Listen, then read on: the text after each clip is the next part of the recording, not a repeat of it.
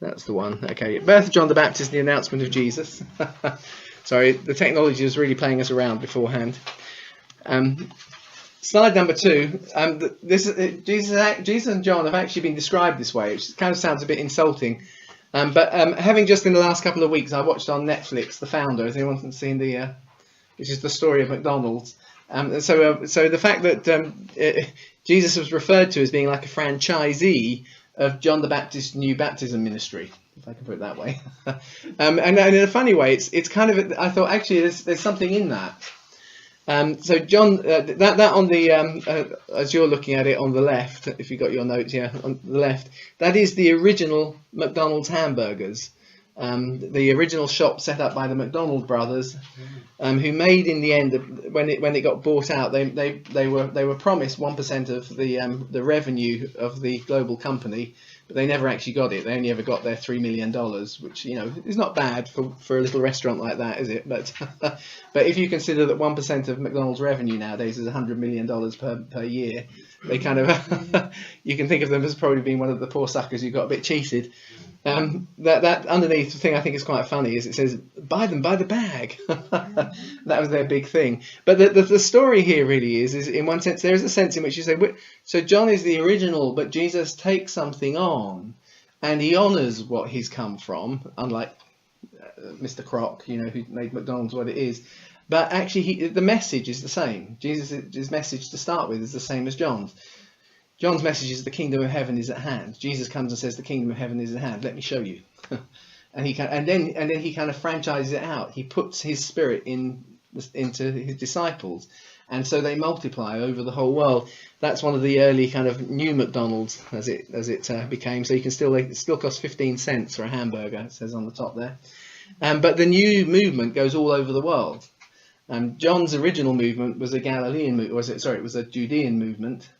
But he kind of modelled something, and in his own way and in his own day, as I think I've got on here.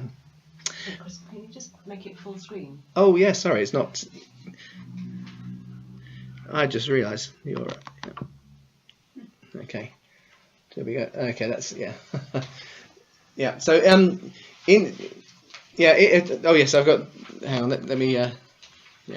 In his own way, amongst his contemporaries, just after Jesus has died, John is still seen at that point as being the more important of the two figures. And we know that because of the way Josephus treats them. Josephus is writing now just around 70 AD, just after 70 AD. But looking back and picking up the moment, there's a kind of a famous moment in 36 AD where Herod Antipas, who of course was part of Jesus' death, and who executed John the Baptist, his whole army gets wiped out in a very humiliating kind of battle, beaten by the king of the Nabateans, a guy called Aretas. And Aretas actually is the father-in-law of the young girl that Herod used to be married to before he divorced her so he could marry his brother Philip's wife, if you remember the story, which is what John the Baptist criticised Herod for doing, if you see what I mean. And so John quite rightly said, you'll be in trouble for doing this, because actually he does get in trouble for this, because the implications of divorcing Aretas's daughter, we don't know her name, was that it kind of came to a bit of a political feud with their neighbours, the Nabateans. In 36 AD, the Nabateans totally humiliated Herod's army, totally wiped it out. And the whole of Jerusalem said, well, that serves him right for executing John the Baptist. See, that's the logic. So 36, 3 years after Jesus has died, still people think in their minds about John the Baptist as the bigger character.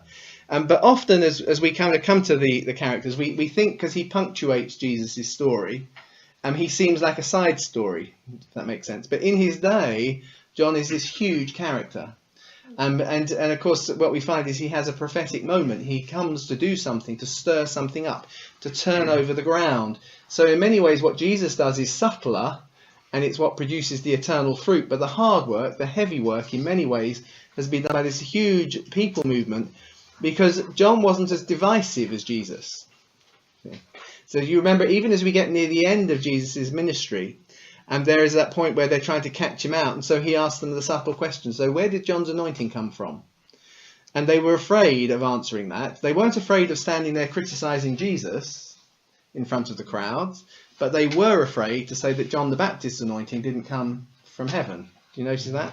So because actually in the mass of people's movements, John was an exceptional character.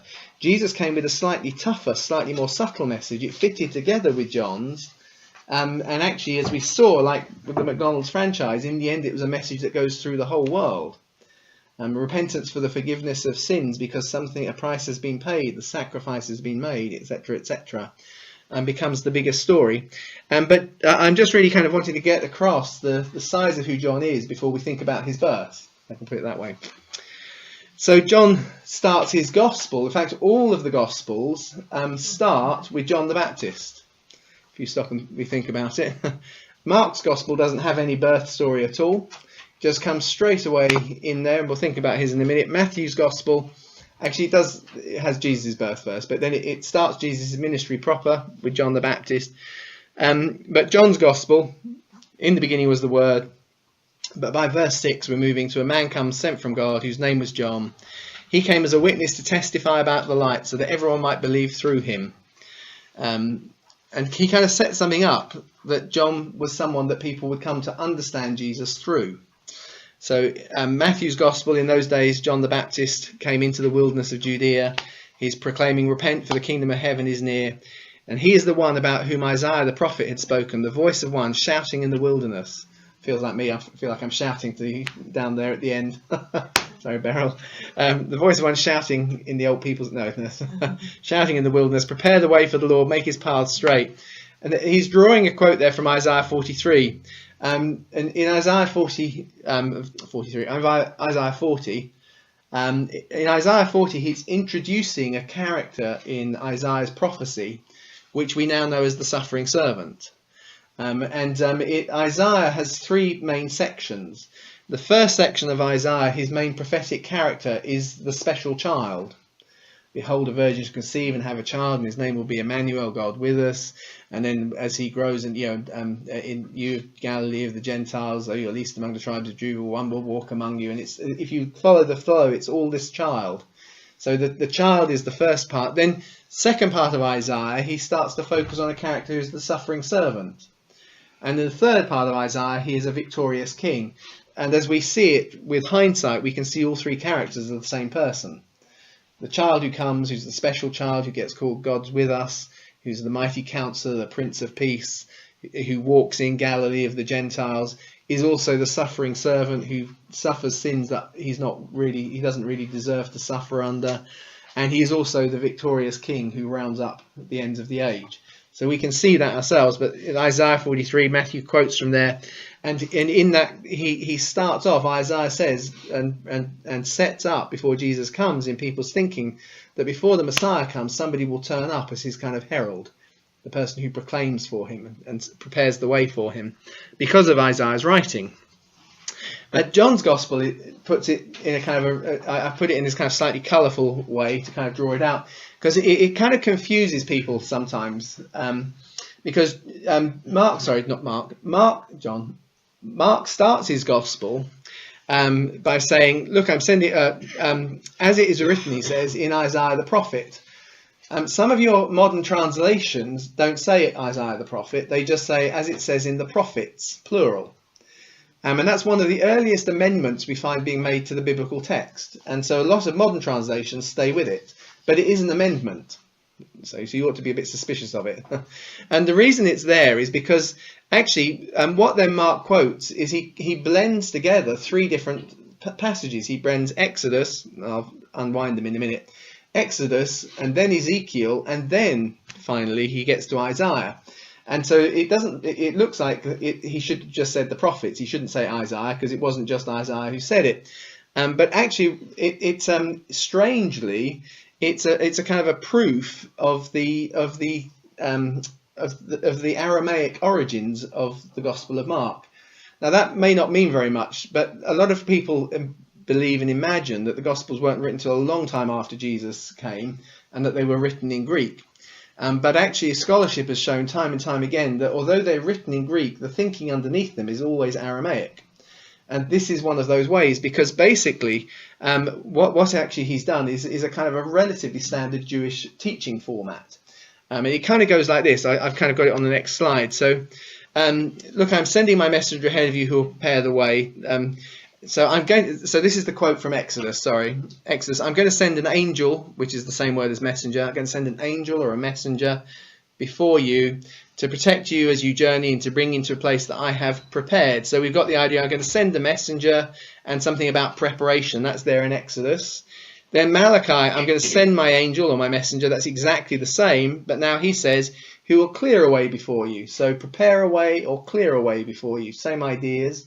And then finally, we have the quote then from Isaiah, the voice of one, and I put there, shouting in the wilderness, prepare the way for the Lord, make his path straight. And then he goes on after that, and he then quotes, and in the wilderness, John the Baptist became preaching. But if he'd said it in Aramaic, the word preaching and the word shouting, exactly the same word. And once you realise that they're the same word, you suddenly see this is a standard Jewish teaching format. So what Mark is saying when he says Jesus came, and according to Isaiah the prophet, he said, and then he quotes some other parts of the Bible first. That's just kind of like part of the preparation for the announcement of the main verse. Does that make sense? It's kind of like, I'm going to tell you about Jesus, and Isaiah prophesied him. And also, of course, we read in Exodus this, and we read in this Malachi, he said this. But now here's the main verse. And after I've given you the main verse, I then add my own description of actually what is happening. Because what is happening mirrors the main verse, which is the main verse is the voice of someone who comes shouting in the wilderness.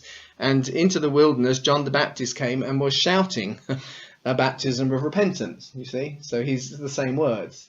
So it's just a little thing. Sorry, I get too technical on these things. So I'm kind of laughing at myself. I was yesterday. I was at Royal Holloway doing some of the sessions I do, character kind of coaching things. And the last time I went with a colleague, and we did all these games, and we were asking at the end, give me a word about today that made it. What does it feel like? They were saying things like great fun, fantastic. It was so funny. Da, da, da. I asked them yesterday, and I was on my own yesterday. They're going really academic.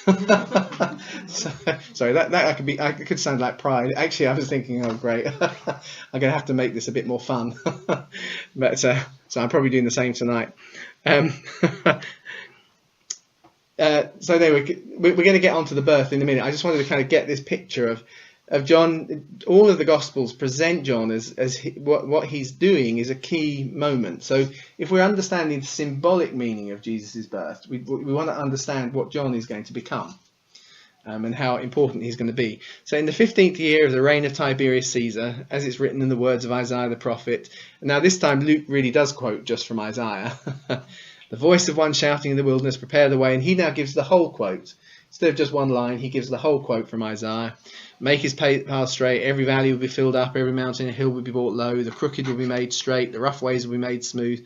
And all humanity, and the bit I put in the end in green is he's pulled a verse in from a bit later. It's not quite the flow in Isaiah, but that's a standard thing you find in Jewish rabbis. They kind of compress. I do it similarly. If you ever look at my notes, you'll find that I start a verse, then do ... and then I get the bit I want at the end. They didn't have any ... to show that we've missed something out. They just kind of squeezed them together. The last little bit, because all humanity will see the salvation of God. And actually, if you go and look at that in Isaiah, you find that the word salvation actually contains the name Jesus, Yeshua. So Luke has deliberately kind of pulled in that later verse, starting the regular way. Here comes the voice of one praying, because actually everyone will now see Jesus, is what it says in Isaiah. Does that make sense? So there's this character that is prophesied. Just in terms of his look, John tells us he wore a garment made of camel's hair. He had a leather belt around him. So he looked surprisingly, perhaps not surprising, he looked very like Elijah does in the Old Testament. And you'll remember that's one of the questions. Is he Elijah? Is he Elijah? This is one of the questions that come up. And he actually looks like him, because we read about Elijah. He wore a garment of hair and a belt of leather about his waist, you see. So he's got this garment made of camel's hair and a leather belt around his waist. John has deliberately highlighted that he does look the way people imagined Elijah when he comes. And we understand now, as the New Testament picks it up, and we understand it from a Christian theological position, that John kind of comes as the final fulfillment, the last prophet of the Old Testament dispensation. and the flow and the way in which God was working through the Judaic system before now implanting Jesus, who is not anti-Jewish. And in fact, as many of you will know, that there's a kind of that there is a flow of movement that is allowing the church and Judaism to come back together, but around the character of Jesus. So that it's not that Jesus is irrelevant to Judaism, but he was something new within it. And John represents the end of the old with the sacrificial system and so on. And we're going to see a little bit in some of the prophecies of him from the Old Testament. And part of his job is to prepare the priesthood for the ultimate sacrifice. So we're gonna see that in a second. That was kind of keep. I've got some more technical details, but I'm probably, well, I'll do it anyway. It's another of these things that I quite like, because you can see how original the stories are. When I say original, I don't mean original because people made them up. I mean they go back to people actually seeing real events. And one of them is just this little thing that Matthew refers, when John speaks about Jesus, he says that John says, "I'm not fit to carry his sandals," to carry his shoes. And whereas in Mark and in John's Gospel, we read it slightly differently. There he says, "I'm not worthy to loose the strap of his sandals." And the thing that's interesting is, if you're a real witness of these events, the two words sound almost identical. So I put them there, lachalet or lasiet. So in actual fact, what we have here is two people listening in who have heard John say it. And so we have two traditions coming from a single verbal statement. Now the letters look totally different, so you wouldn't confuse it if you read it. Does that make sense? But if you were just hearing someone, if you heard John say it, you could easily say, well, did he say unloose, or did he say carry? Not quite sure. And so we actually find we've got records of both. But in a strange way, actually it kind of testifies to the fact that there was a real verbal spoken statement that has now been written down. So it kind of, again, it highlights that in the Gospels that they are going right the way back to the to original eyewitness sources. But either way, they mean the same thing. The issue of dealing with shoes, untying them, carrying them, was the job for the lowest servant. Anything to do with feet was considered to be the worst job. So even cleaning latrines apparently is better than having to carry shoes. So John is putting himself in a very subservient place in that statement to Jesus.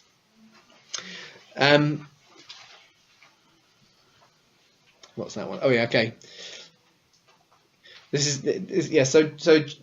Isaiah has prophesied about a voice crying in the wilderness, and that God's going to send his messenger.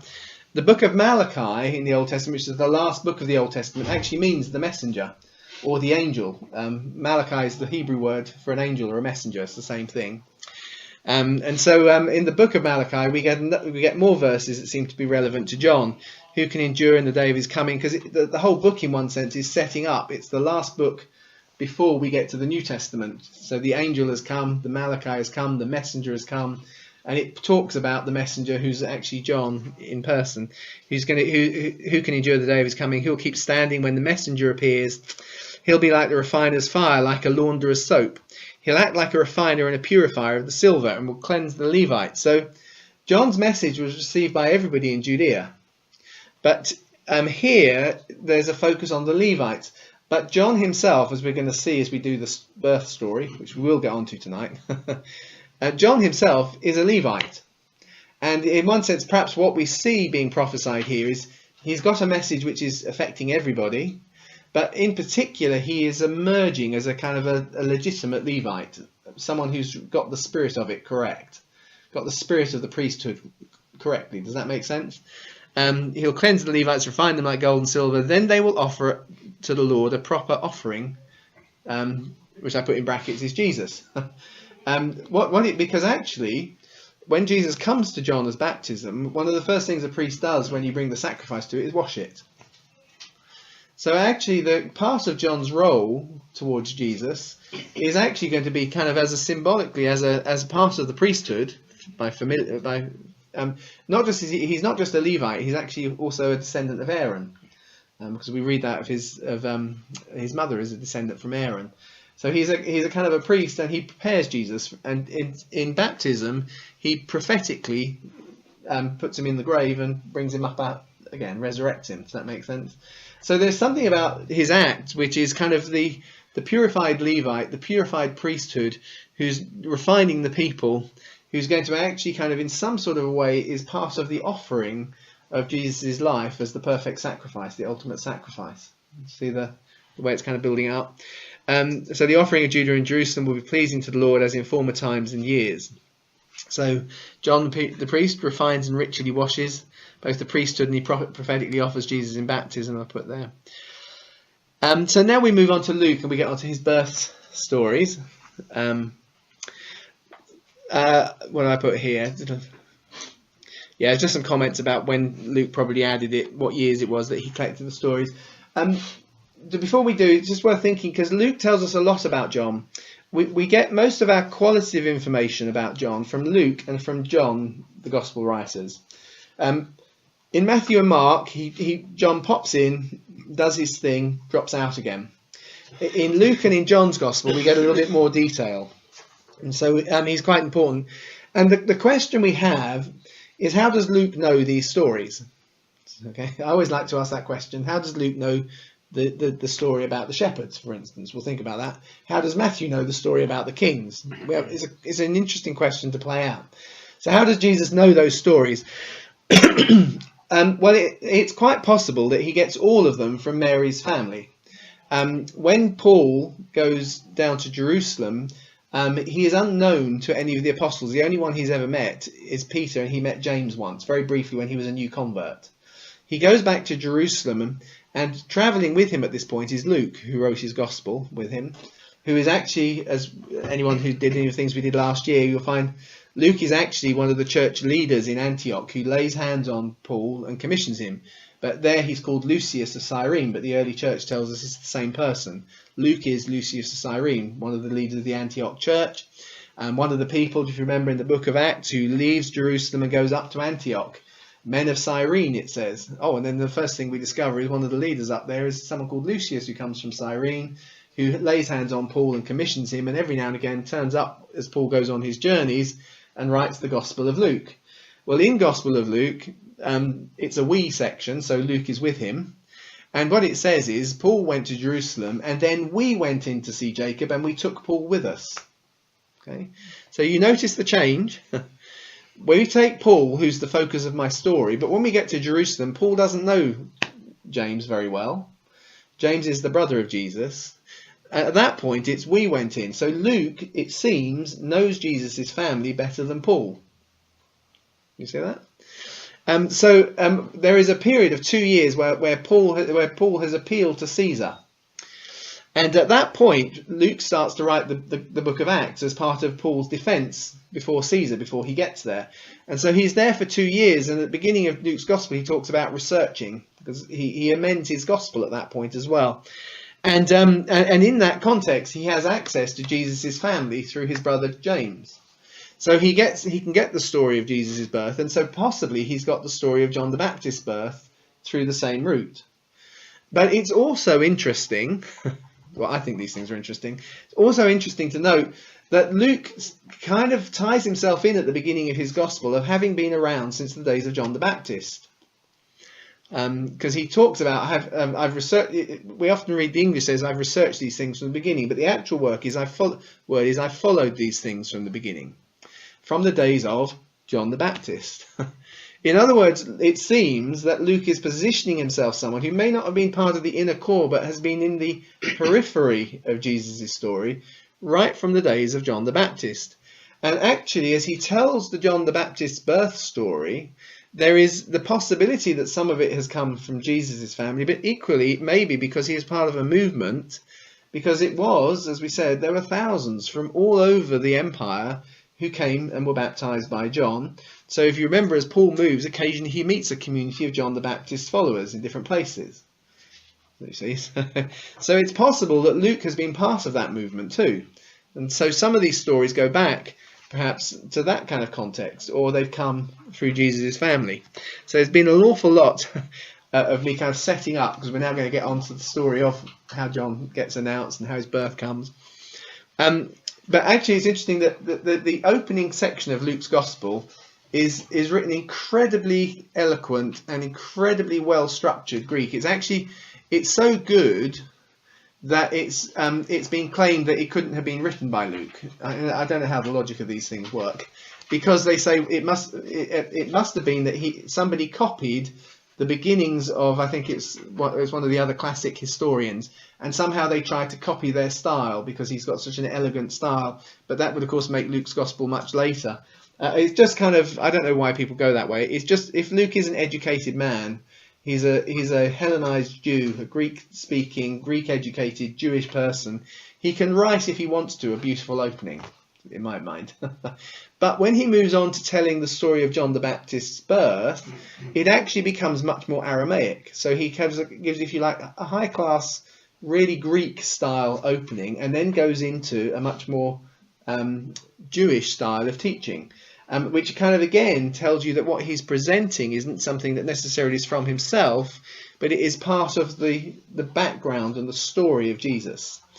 And that structure runs right the way through the story. So there is and he combines the story of the birth of John and the story of the birth of Jesus, and you can see it in the kind of this parallel structure, in that they both follow exactly the same pattern, but they kind of lock at a little moment in the middle. So tonight we're going to focus on effectively on the left-hand branch that we're looking at on that slide, which is John's story. But I want us to see tonight the way it's paralleled by Jesus's birth story.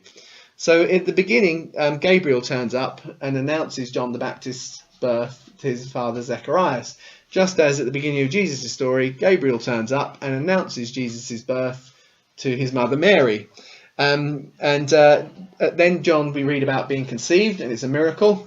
And then we discover that Mary has been conceived, and it's a miracle by the Holy Spirit. Then Elizabeth and Mary meet, and there's some sharing that goes on, and then they separate again, and we go back now to John's story, and we read about John's birth. Just as when we return to Mary, we're going to go to Jesus' birth.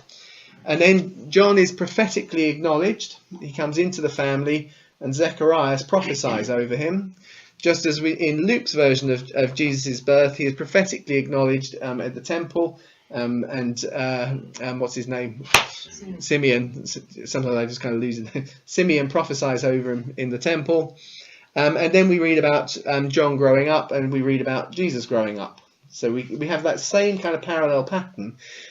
So in terms of the events, I've kind of put them all on the next page. You've got the references, introduction of the parents, reasons why the pregnancy is impossible. So it's a little bit more than I put in the jigsaw pieces, you notice, because Zechariah kind of says, well, that's impossible. Mary says, how can this be? Basically both saying the same thing. There's the angelic visitation, obviously, the greetings and so on. You can follow this kind of parallel pattern between Jesus and John's kind of birth narratives. So in one sense they're parallel, but equally Luke sets up the story so that you can see that John is, if you like, the embryo and Jesus is the fulfillment, or John is the prototype and Jesus becomes the fulfillment. So there is a kind of a growth of the story too. In John the Baptist's birth story, the way it goes is John is an answer to prayer. So they've been praying for years, but they've never had a child. Whereas actually when we read the story of the angel coming to Mary, it turns out she's never even thought about it. She's only just thinking about getting married. It's totally God's initiative.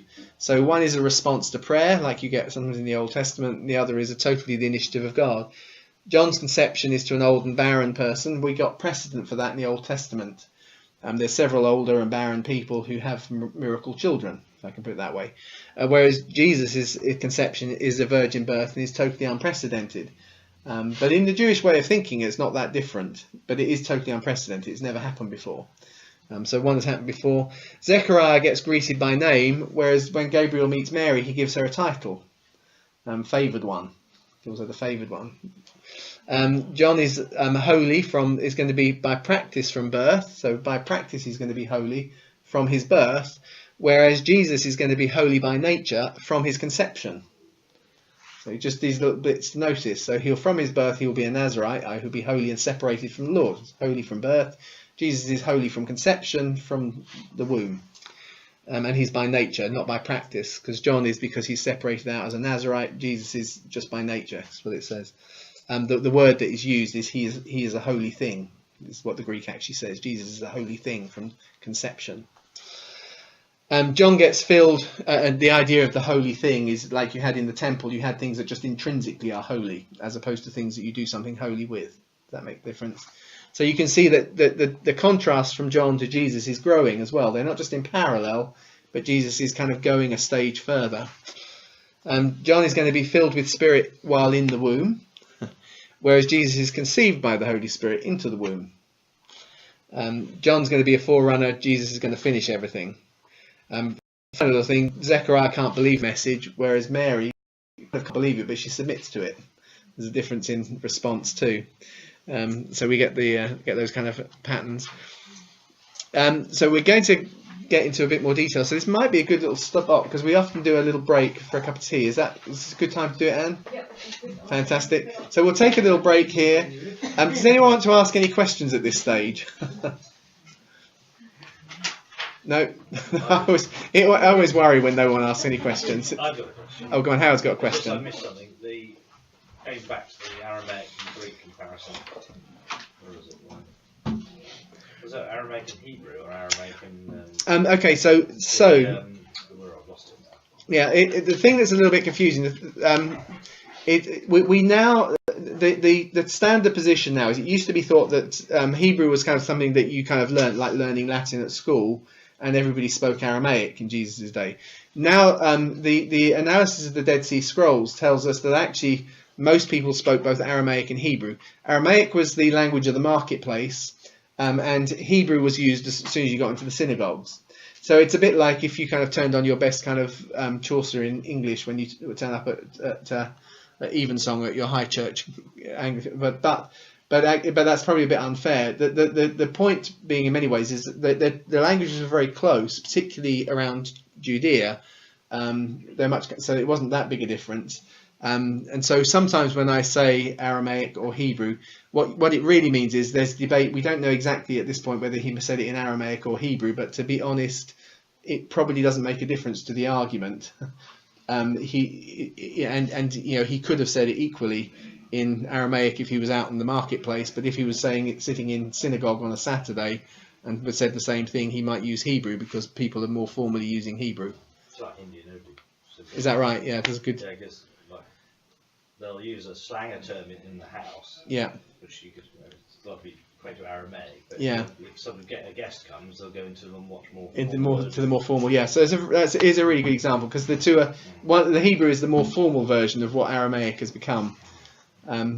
Aramaic has been influenced by the nations around them. Hebrew is kind of going for the pure form when you're in the house of God. So. Go on, Mary. I understood that Luke was a doctor. Is that right? That's right. Yes. Yeah.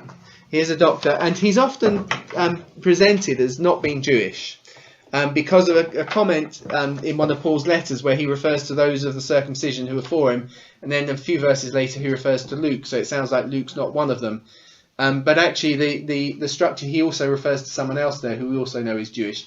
It's kind of like Luke is saying for this group of people, the ones I'm talking now, I've just remembered these folks. So it's not really a big argument. It makes more sense because actually Luke's gospel very often, like as we're looking at here, we find a huge amount of familiarity with Hebrew and Aramaic.